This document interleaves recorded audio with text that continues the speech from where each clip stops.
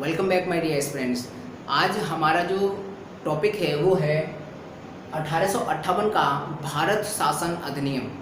Polity की series चल रही है। पॉलिटी की सीरीज का ये चौथा दिन है। इससे पहले हमारे 3 लेक्चर्स हो चुके हैं। ठीक है, जो लोग पहली बार इस चैनल पर आए हैं वो लोग पहले उन 3 लेक्चर्स को देख लें, उसके बाद ये लेक्चर उन्हें बहुत अच्छे से समझ में आएगा।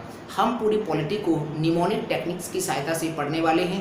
निमोनिक टेक्निक्स का मतलब होता है, जैसा कि आपको दिख रहा है, देखो डायग्राम्स, जहाँ पर हम डायग्राम्स बना सकते हैं, डायग्राम्स की सहायता से समझ सकते हैं, वहाँ पर हम डायग्राम और चित्र बनाएंगे।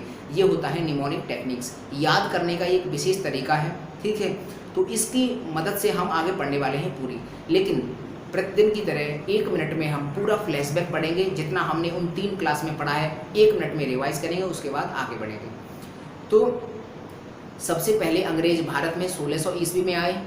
1600 ईस्वी में केवल व्यापारी के तौर पर आए। 1608 ईस्वी में उन्होंने भारत के सूरत में अपनी ईस्ट इंडिया कंपनी स्थापित की। 1608 ईस्वी से लेकर 1757 के प्लासी के युद्ध तक ईस्ट इंडिया कंपनी ने भारत के एक बहुत बड़े भूभाग पर अपनी व्यापारिक जड़ें फैलाई और 1757 के बाद 1764 ईस्वी के बक्सर के युद्ध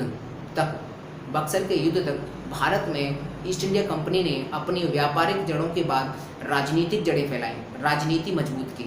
1764 ईस्वी के बाद 1773 ईस्वी तक कंपनी को घाटा हो गया। घाटा होने के बाद कंपनी ने ब्रिटिश सरकार की मदद लेना चाही, तो ब्रिटिश सरकार ने कंडीशन रखी कि अगर आप हमारी मदद चाहते हो तो हमारी बातों को मानना होगा और आपकी कंपनी को अब हमारे अकॉर्डिंग चलना होगा। ये बात जो कंपनी की, ईस्ट इंडिया कंपनी के जो संस्थापक थे, इसको बोलते हैं BOD, बोर्ड ऑफ डायरेक्टर्स, उन्होंने इस बात को मान लिया कि चलो ठीक है, आप हमारी मदद कर दो, हम आपकी बात को मान लेंगे। तो ब्रिटिश जो सरकार है, ब्रिटिश सरकार, वो भारत में पहली बार आई 1773 ईस्वी के रेगुलेटिंग एक्ट के द्वारा। और 1773 ईस्वी का रेगुलेटिंग एक्ट हमने डिटेल में पढ़ा है। उसके बाद 1781 ईस्वी में इस रेगुलेटिंग एक्ट, जो 1773 का रेगुलेटिंग एक्ट था, उसमें कुछ संशोधन करने के लिए एक और एक्ट आया 1781 ईस्वी में। इसको रखा गया था नाम संशोधन, 1781 ईस्वी का संशोधन अधिनियम। इसी का दूसरा नाम था बंदोबस्त कानून। इसको भी हमने डिटेल में डिस्कस किया था। इसके बाद आया था हमारा 1784 ईस्वी का पिट्स इंडिया एक्ट। इसको हमने डिटेल में समझने की कोशिश की थी। उसके बाद 1786 ईस्वी का राजलेख आया था। राजलेख में हमने देखा था कि कॉर्नवालिस को बंगाल का गवर्नर जनरल बना दिया। कॉर्नवालिस की 2 कंडीशंस थी, वो हमने डिटेल में पढ़ा।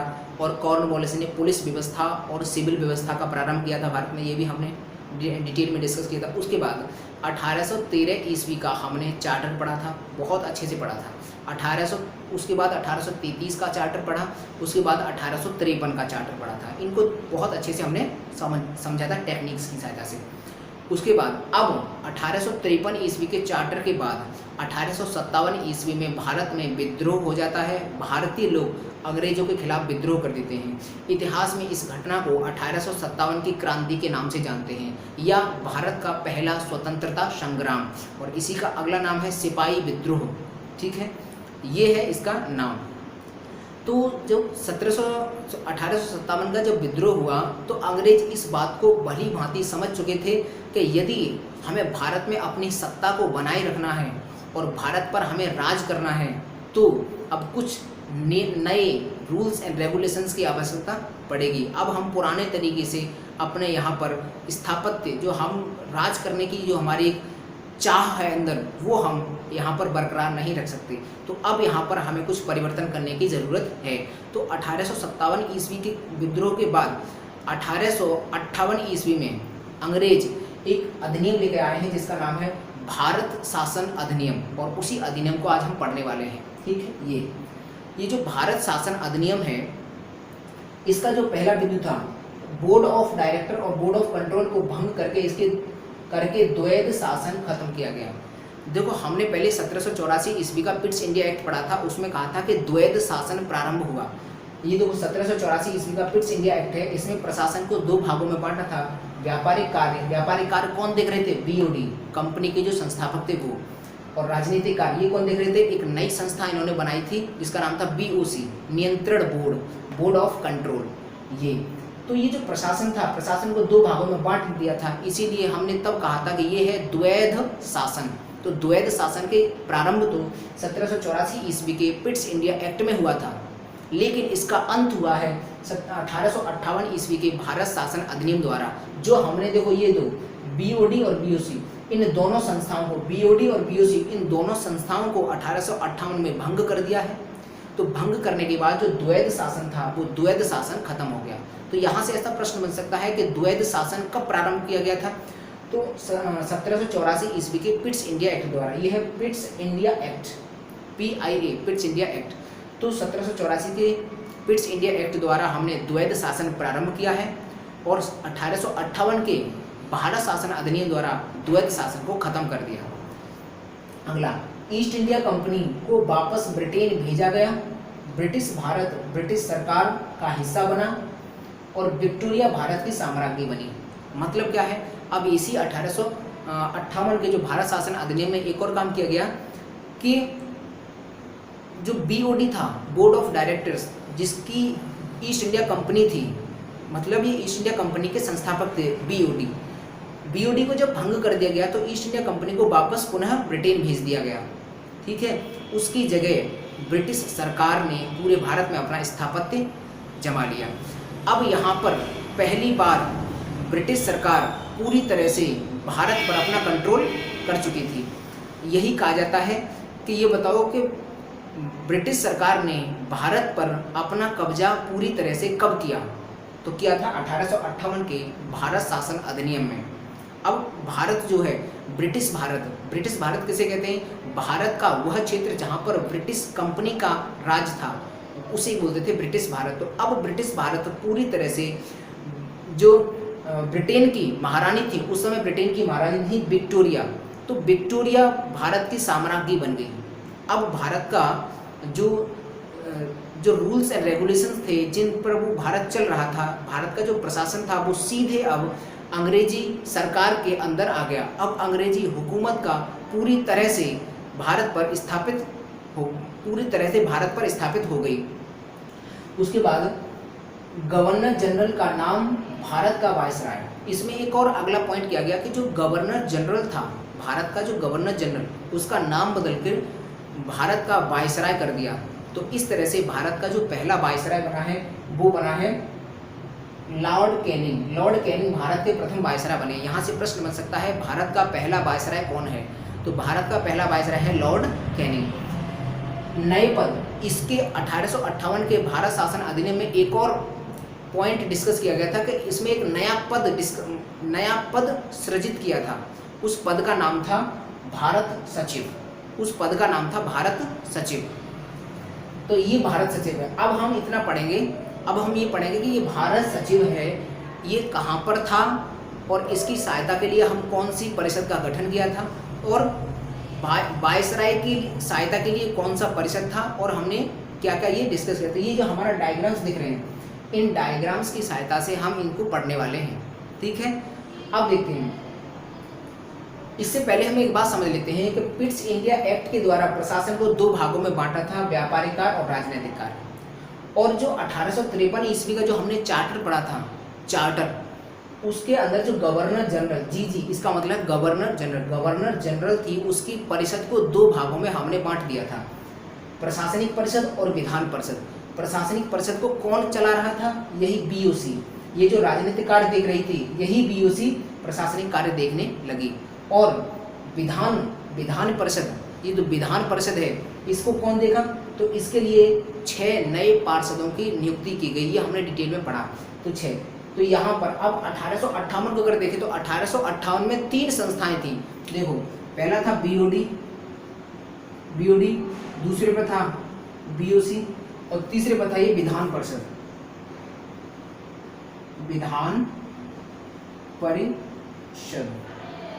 अब 1858 में क्या किया? 1858 में इसको खत्म कर दिया, इसको भी खत्म कर दिया। अब बचा केवल ये विधान परिषद बचा। इस विधान परिषद को नाम हमने कर दिया भारत विधान परिषद या केंद्रीय विधान परिषद या भारत विधान परिषद। यही विधान परिषद यहाँ आ गई। ठीक है, 1858 के भारत शासन अधिनियम ने ये भी खत्म कर दी, केवल ये बची। और भारत का बंगाल का जो गवर्नर जनरल था उसको भारत का गवर्नर जनरल बनाया गया था पहले, उसके बाद भारत के गवर्नर जनरल को नाम बदलकर इस वाले एक्ट में भारत का वायसराय कर दिया।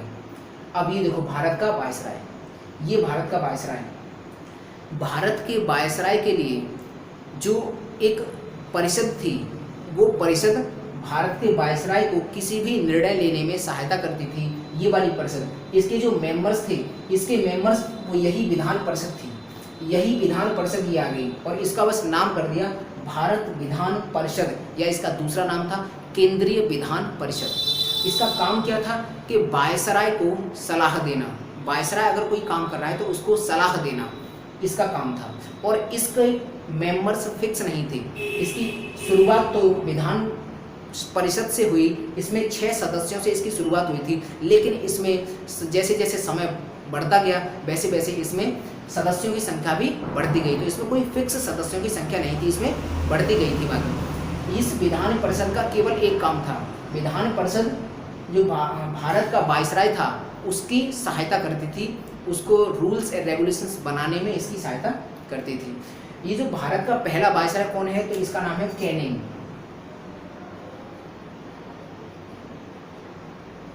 ये है कैनिंग। ये आपको ये दिख रही है विधान परिषद, ये भारत में थी विधान परिषद, और ये विधान परिषद किसकी सहायता करती थी, वायसराय की। भारत का जो पहला वायसराय बना है वो है कैनिंग, ठीक है। अब इसी 1858 के अधिनियम द्वारा, इसी 1858 के अधिनियम द्वारा एक नया पद सृजित किया गया, एक नया पद, उसका नाम था भारत सचिव। भारत सचिव, ये भारत सचिव भारत में नहीं था, ये ब्रिटेन में जो संसद थी वहीं पर था। ये देखो ब्रिटेन, जैसा कि मैंने यहाँ पर ब्रिटेन दिखाया है, ये ब्रिटेन की संसद में ये था भारत सचिव। ये है ब्रिटेन की महारानी। 1858 ईस्वी में जो ब्रिटेन की महारानी थी उनका नाम था महारानी विक्टोरिया। तो महारानी विक्टोरिया ने बहुत से ऐसे सचिव बना रखे थे, महारानी विक्टोरिया ने बहुत से ऐसे सचिव बना रखे थे। जैसा देखो कहा जाता है कि अंग्रेजों ने, ब्रिटेन के अंग्रेजों ने पूरे संसार पर राज किया, ऐसे ही हर देश पर उनका अधिकार था, ऐसे ही हर देश पर उनका अधिकार था। तो ये जो भारत सचिव है, इसी तरह से हर देश का ब्रिटिश पार्लियामेंट में हर देश का सचिव था। जैसे भारत पर उनका राज्य था तो भारत सचिव था, और इस भारत सचिव की मदद करने के लिए एक परिषद गठित की, 15 सदस्यों की एक परिषद गठित की। उस परिषद का नाम है भारत परिषद, इसमें ये 15 सदस्य थे, ठीक है। अब ये जो ब्रिटेन की संसद है, ब्रिटेन की संसद में ऐसे सचिव बहुत थे, जैसे भारत सचिव है, वैसे एक चाइना सचिव था, वैसे एक अमेरिका सचिव था, क्योंकि ब्रिटेन का जहाँ जहाँ जिस जिस देश पर कब्जा था उस देश का एक एक सचिव बनाया था अपने पार्लियामेंट में, अपने संसद में, ठीक है। अब भारत के कार्यभार को संभालने के लिए भी अपनी संसद में एक पद सृजित किया, उस पद का नाम था भारत सचिव। अब इसका काम क्या था, अब इसके काम में मदद करने के लिए एक 15 सदस्यों की परिषद गठित की, उस परिषद का नाम था भारत परिषद। इसमें 15 सदस्य हुआ करते थे। इनका काम क्या था कि इसकी सहायता करना। अब ये जो है भारत सचिव जाकर रिपोर्ट करता था यहाँ पर। अब यहाँ पर हम देख रहे हैं विधान परिषद ये मदद करता है भारत के वायसराय की, और ये जो वायसराय है वो भारत की पूरी जानकारी, समस्त जानकारी ये वायसराय समस्त जानकारी देता था भारत सचिव को। ये जो भारत का वायसराय है वो भारत की संपूर्ण जानकारी भारत सचिव को दिया करता था, जो ब्रिटेन की संसद में बैठा था। अब ये जो भारत सचिव है, ये भारत सचिव महारानी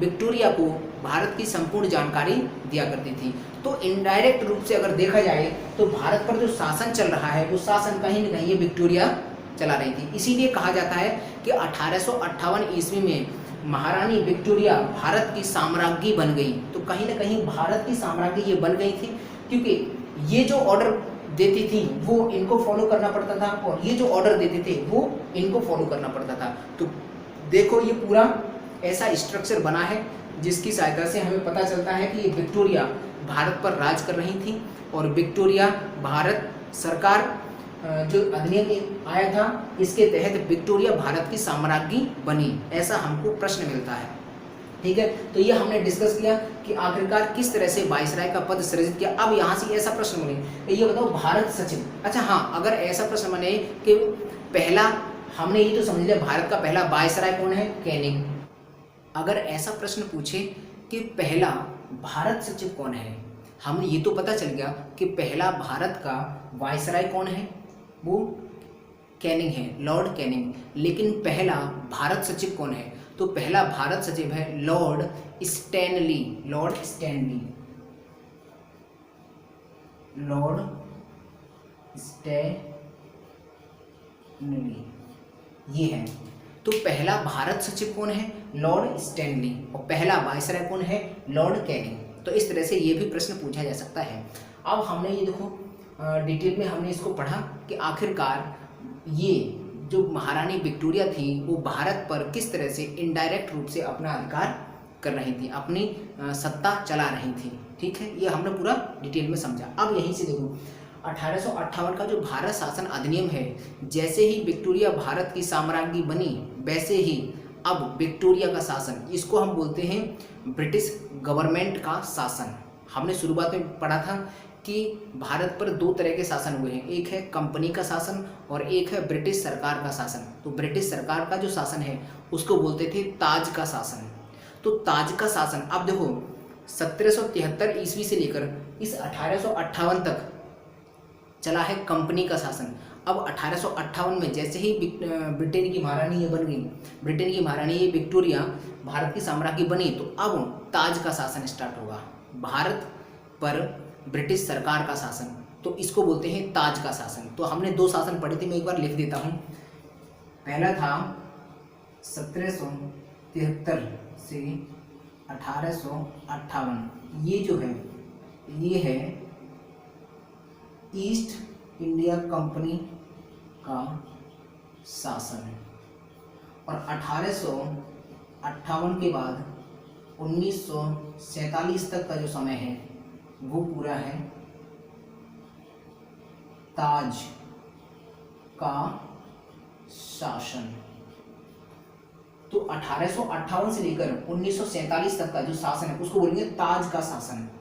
ठीक है, तो हमने दो शासन पढ़े थे।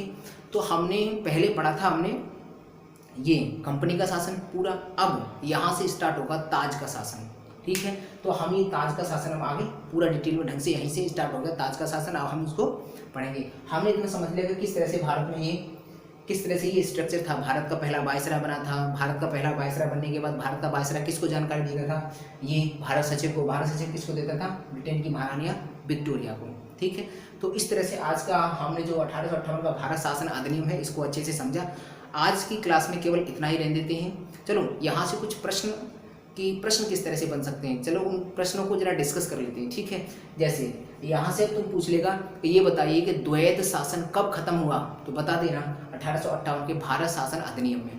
पहले काम बताओ बीओडी और बीओसी को कब भंग किया गया, तो 1858 के भारत शासन अधिनियम में। ठीक है, विक्टोरिया भारत की साम्राज्ञी कब बनी, तो बता देना 1858 के भारत शासन अधिनियम में। प्रश्न ऐसा है कि भारत का पहला वायसराय कौन है, तो लॉर्ड कैनिंग है। अगर प्रश्न ऐसे बने कि पहला भारत सचिव कौन है, तो बता देना लॉर्ड स्टैनली, ये पहला सचिव है। उसके बाद अगर लॉर्ड स्टैनली की सहायता करने के लिए एक परिषद बनाई थी, उस परिषद का नाम था भारत परिषद। इसमें कितने सदस्य थे, तो बता देना 15 सदस्य थे। ठीक है, और यदि यहाँ से अगर ऐसा प्रश्न आए कि भारत ये जो 1858 का भारत शासन अधिनियम है इसमें एक नया पद सृजित किया गया था, उसका नाम क्या था, तो ये था भारत सचिव, ये था भारत सचिव। तो इस तरह से बहुत सारे प्रश्न बन सकते हैं 1858 के भारत शासन अधिनियम थे। तो आज जो हमने 1800 शासन का जो अधिनियम था ये पूरा डिस्कस किया, और आज की क्लास में इतना ही रहते हैं, और इससे आगे का जो भी है वो हम आगे डिस्कस करेंगे। ये निमोनिक टेक्निक्स की सहायता से हम ऐसे ही पढ़ते रहेंगे, ऐसे ही हमारे चैनल पर बने रहिए और अपनी नॉलेज को एनहेंस करते रहिए। ठीक है, तो धन्यवाद।